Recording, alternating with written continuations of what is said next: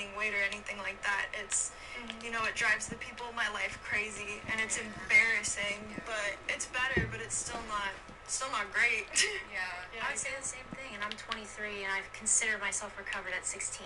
Right. No, like, there'll be times that I'm, like, disgusted by food. Like, I look at it and I'm like, What makes you guys say you're recovered? What makes you feel like, I did it, I recovered? What is that for you? I think not actively engaging in disordered behaviors. You're not starving. Yeah, you're not starving yourself. And I'm like okay with eating now. Yeah. Does that make sense? Like, that's how I feel like I'm recovered.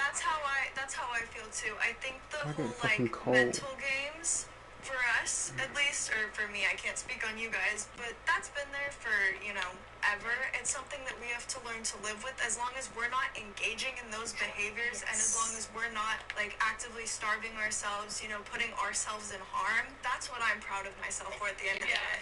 I just wonder why the word recovered. Not to.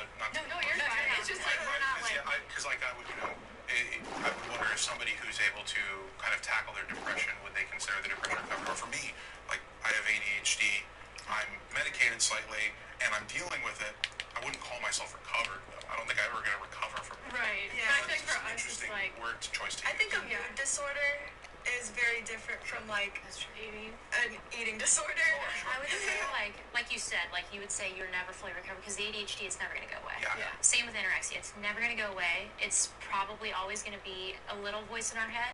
I would say recovery is being able to acknowledge that it's just a little voice in your head and that it's not your way of life anymore. Like, you can like cool down the voice and like it's a little and like quieter, maybe sometimes for me I'm still underweight a little bit, but I still probably don't eat enough. I still should be better about what I do in my daily life, but I wouldn't say that it's taking over my life anymore. It's not controlling me anymore. Like, I'm not letting it have as big of a voice in my life. Yeah, you need to live it to experience like that amount of like control it has over you versus like kind of being free from it. With still having those voices, there can be a difference from like having the voice versus it consuming you. I think it's really interesting because eating disorders, from what I've been told or taught, it's one of the few like disorders that I can think of that people do use the term recovery for. And I think what's tricky about eating disorders is it's not just a diagnosis. It quickly merges into the world of addiction. I think that's another reason why the word recovery is used. Because I was sitting here thinking to myself, it's true. We don't say I'm recovered from depression or anything. That's so true. I think it's a similar way for this to feel. I feel like it's a nice thing to say. Like, you're accomplished. You know, like, you recover. It's empowering. I recover. It is a nice I won't take that word. So it's like, please don't report. It's like a twofer right I here. think there is kind of the stereotype of the person who's fat gets fat just from eating a lot of food. And I definitely do eat a lot of food. Let me be clear. I do. I'm a big guy. But it's not just because I'm going there and getting 10 pounds of pasta. What I found, and it was really important for me to understand what about myself made me overeat.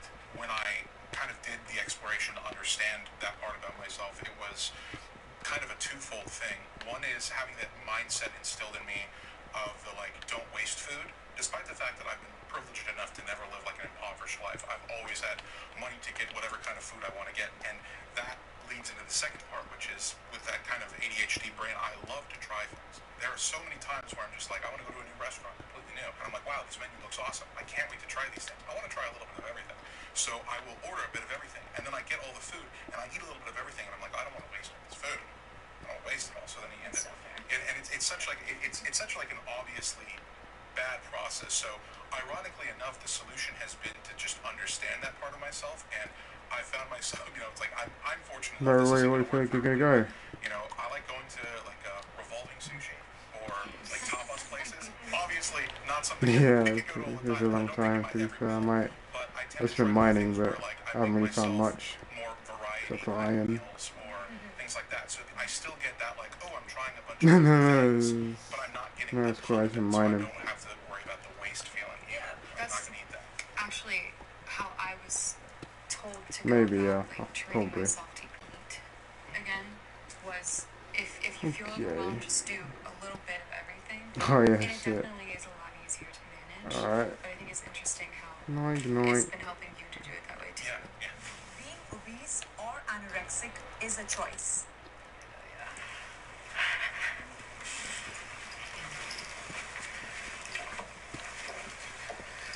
I want to start by saying I've been a big girl since I was small, and I made